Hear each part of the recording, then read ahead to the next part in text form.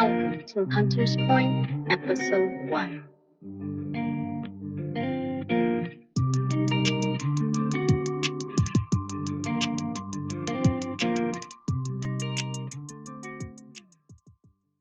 I scarcely waited for the carriage wheels to stop turning before leaping out, skirts in hand and heart pounding. I was already behind for my very first official assignment at the Hunter's Point Observer, and tardiness was no luxury I could afford. Not in this town, not in my position. Hunters Point, Maryland, founded in 1786 by Ulysses Randolph Smithfield, a visionary once born into bondage, is no ordinary place. It is a testament, a jewel of Black prosperity, and this year it celebrates a full century of freedom, legacy, and wealth. At its helm still sits the Smithfield family, rumored to be the richest colored family in all the land. Regal, untouchable, and very much aware of it. Come on, Timothy, hurry up. We'll miss Mayor Grant. I need to ask him about those family attacks. What attacks? This is your first story. Just play it cool. Jedediah was clear. He wants pictures of people smiling in their finery, not stories about families being hurt. What are you chasing, Avery? Timothy was the Observer's photographer and the owner's son. The Whitmores established the Observer in 1827, and Timothy grew up with a silver spoon in his mouth. And I frankly don't know why he's working at all. But he was fun and a great photographer, and his sweet nature and concern for me were quickly moving him to the top of my friend list. The real story, not this celebration. Well, I'm not here to photograph grief, Avery. Only glam. That's my paycheck. More like daddy's orders, I clarified. Either way, tread carefully. Back in Arkansas, the headline would be, "Wealthy Black families sleep in fear." But these people, they're acting like they don't have a care in the world. I know they have to be terrified. Look around. Everyone's smiling. Fear doesn't sell face paint and champagne. The real story would be if we can meet the mysterious Sebastian Bentworth. I heard they have even more money than the Smithfields. The Bentworths had recently moved to town, but no one had seen any of them yet. The rumor was that they were new money made from their art galleries. They also had two sons that every mother in town was polishing their daughters up to marry, and one daughter who people say is my age. Okay, I'll focus on the flowers and silk pieces for now. They say Edmonia Lewis, the sculptor, is going to be at the art gallery opening. See, now that's the spirit. Edmonia is an amazing sculptor. I'm sure you're going to get a great interview, and I'm going to get some great pictures, he said, sounding encouraged and relieved. Okay, I'll try and focus on my assignment, but I'm going to keep my eyes open. I replied, still determined to secretly uncover the truth. After the celebration, I shared my story with Mr. Jedediah, who seemed exceedingly happy about it. It was just what he wanted. Stories filled with fluff, words, and pretentious nonsense. This is good writing. How did you learn how to write like this with no schooling? I just write what interests me. Sir, I think I can get us an exclusive. Well, talk up, he said, spinning a shiny ring around his stubby little finger while sitting back in his chair. Have you heard about the Willow Grove Reaper? The person who's been attacking families at night. I'd like to cover the story, write about the families, and give them a voice. Oh no, young lady. The sheriff said to keep all that stuff out of the headline. All I need you to do is cover boring rich people stuff around town. Can you do that? He said, standing up, handing me a piece of paper that read Country Club. But Mr. Pete, I said, slumping in my chair and looking at the paper he had just handed me. No buts. Your next story is covering the country club, boring rich ladies sipping tea, and wealthy men playing golf. Is that exciting enough for you? No. I thought in my head. Yes, sir, I replied, sounding disappointed. Avery, the people in Hunters Point don't like the press snooping around in their private business and rocking their pristine yachts. Just stick to the stories I give you and you will be just fine. He whispered, walking past me, opening the door. It almost sounded like a warning. As I made my way back to the Smithfields, my resolve deepened. I was determined to write a meaningful story and do my part to keep people safe. When I arrived, Madame Constance was already perched on the day couch, clearly waiting. It was obvious Mr. Pete had called ahead. The wealthy always seem to have their own way of staying a step ahead and each other on speed dial. Ah, Avery. Mr. Jedediah tells me you did well at the celebration today.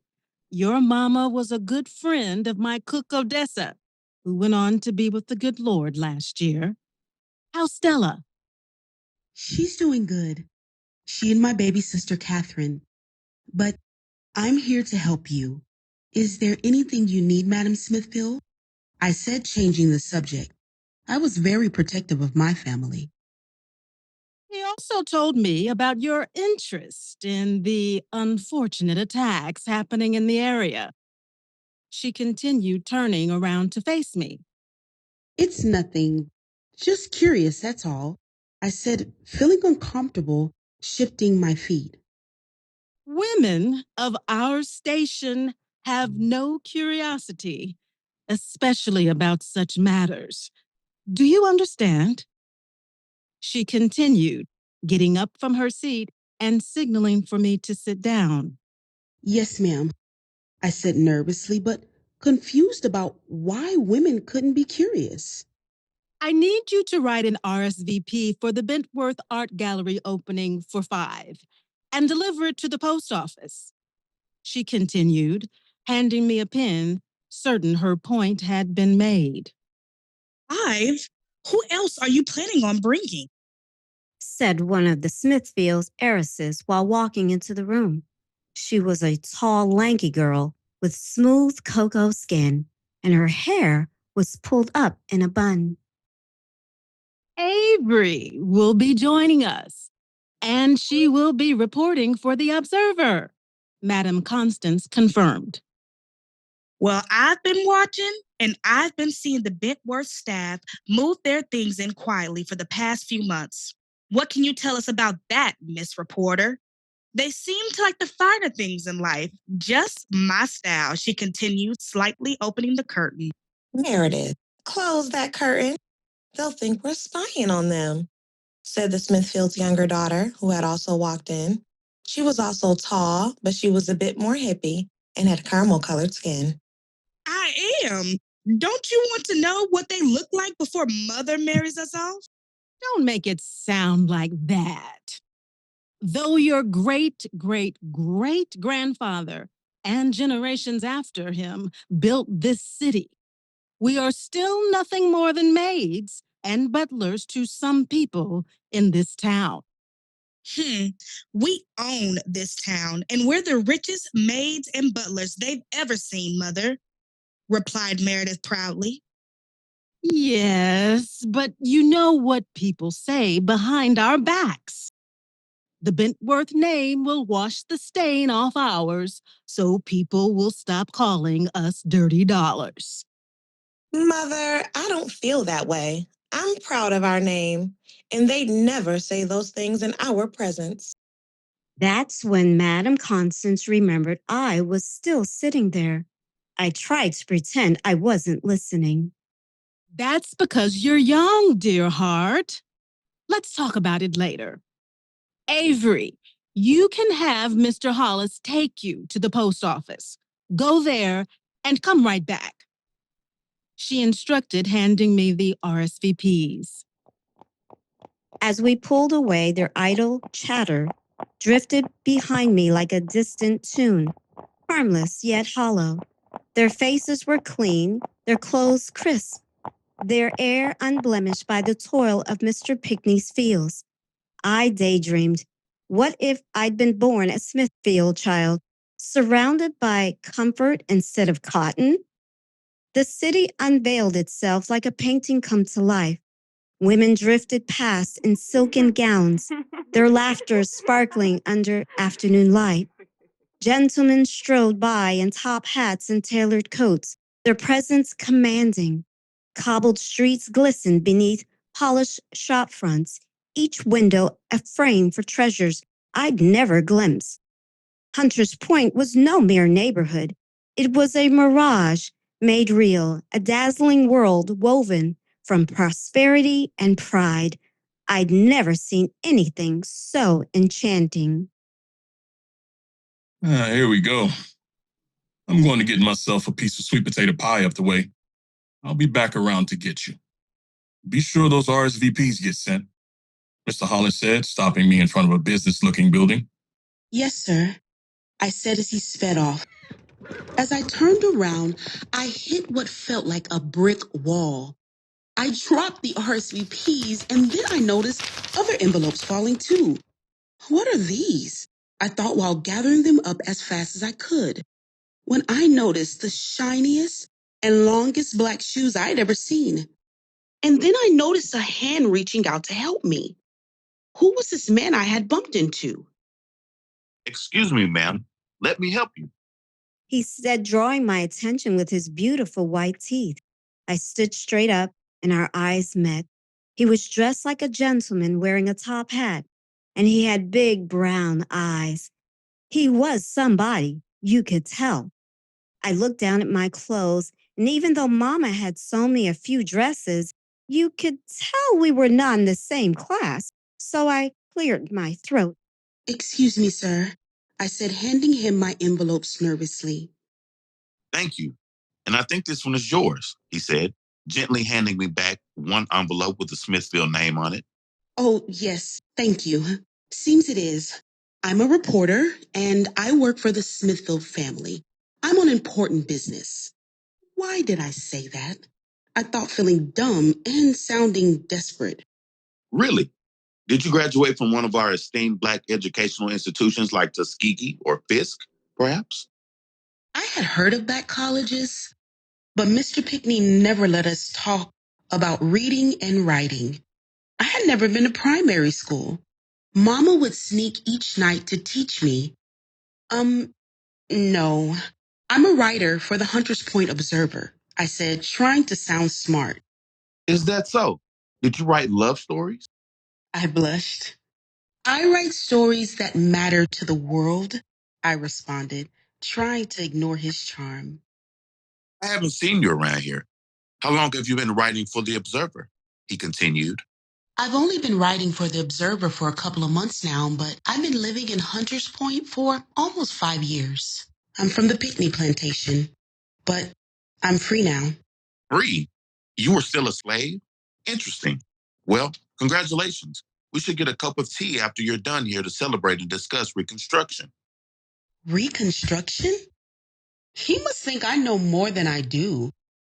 I don't think I can do that. Sir, I'm supposed to get right back. Well, when can I see you again? Hey, gal. Are you finished? Stop bothering that fine gentleman, Mr. Hollis said, returning quicker than expected. She's not bothering me, good sir. I'd be happy to walk her back, he offered, causing Mr. Hollis's eyes to almost fall out of his head. Oh, no, sir. I have to carry her back to the Smithfield estate. Thank you for the offer, I said to my new friend, hoping he would understand. I'm doing it now, Mr. Hollis. I'll be right back, I said hurriedly, walking toward the building and bidding my mysterious new friend goodbye. Before you go, what's your name? He continued, gently touching my arm. Avery, I replied, turning to walk in. The clerk could not check me out fast enough. As I ran out of the building, I looked, but my new friend had gone. And all that was left was Mr. Hollis standing there, holding the carriage door open, looking suspicious. Who was that you were talking to? You need to be careful around here, girl, he warned, slamming the door. I didn't get his name, I said, trying to sound uninterested while scanning the crowd through the window to see if I could see him. I didn't recognize him. But I know a man like that only wants one thing from girls like you. A good time, he said as he signaled for the horse to start walking. Yes, sir, I said, smiling within as we rode away. What kind of girl does he think I am? I was starting to learn that Hunter's Point's rich, had plenty of secrets I still had to learn. My thoughts wandered to Arkansas, to Mama Stella Pickney, still toiling on the Pickney plantation, and to my baby sister Catherine, whose small hands should hold books, not cotton. I was an apprentice to the Smithfields, 5 long years to buy my family's freedom with ink and paper. They'd secured me a place at the Observer, and now it was up to me to make something of it. Mama taught me to read by lamplight and to write with broken chalk on barn walls. She always said I had the gift of words. Now, I intend to turn that gift into a house on the hill, the kind with tall columns and gaslight chandeliers, one with our name on the deed. I still remember the day I arrived. The sun beat down with no mercy, and the dirt road kicked up behind the carriages like a warning. Saying goodbye to Mama was like leaving my own ribs behind. But I didn't cry. I couldn't. Not when freedom was calling me forward. Walk faster, baby, before Mr. Pickney changes his mind. You know he's not stable. Yes, ma'am. I know. This is scary leaving us and all, but you're 19 now, Avery. It's time for you to start your life. I know those highfalutin women are going to teach you far more than I ever could, my mom said, sounding unsure of herself. Now, you're going to meet a lady named Miss Lawrence. She's a good lady, but stern. You need to do what she says. Mama, you have taught me everything I know. I don't want to leave you and Catherine here. Who's going to watch over you? I said, hugging my little sister. God, baby, we'll be fine. Here, take this, she said as her eyes began to well up with water, her hand shaking while handing me an old rusty chain, the locket catching the reflection of the sun, revealing a faded picture. It's just that old picture we took at Mr. Benecke's farm. And here, I made you some dresses, she continued, handing me a butcher paper filled with her creations. Thank you, Mama, I said as we embraced, tears silently streaming down our faces. Here, one last thing. She reached up and pulled out her most treasured possession, a gold hairpin decorated with rubies and sapphire. It will keep you safe, and you must pray every day, she said, pinning my 2 ponytails up. There were no more words, just a silent goodbye. She let go, gently pushing me down the dusty road and into my new life. The train ride was uneventful, but as we headed north, I noticed more well-dressed Black individuals. By the time I arrived in Hunter's Point, it felt like a different world. Affluent Black people were everywhere, just as the newspaper described. Hunter's Point, where Black reigns. I was determined to be known for more than just the ex-slave girl. I was set on landing my first big story.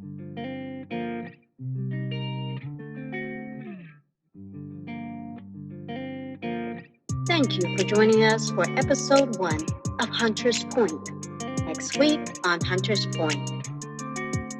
The Bentworths had arrived in Hunter's Point with quiet precision. You heard correctly, their father said, his voice deep and deliberate. The best performers, the finest artists. Hunter's Point shall see them all. Let them wonder about our wealth, our legacy, and our most eligible sons.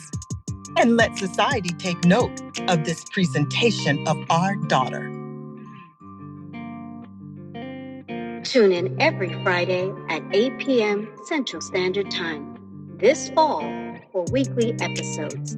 This has been a Royal Black and Elite production.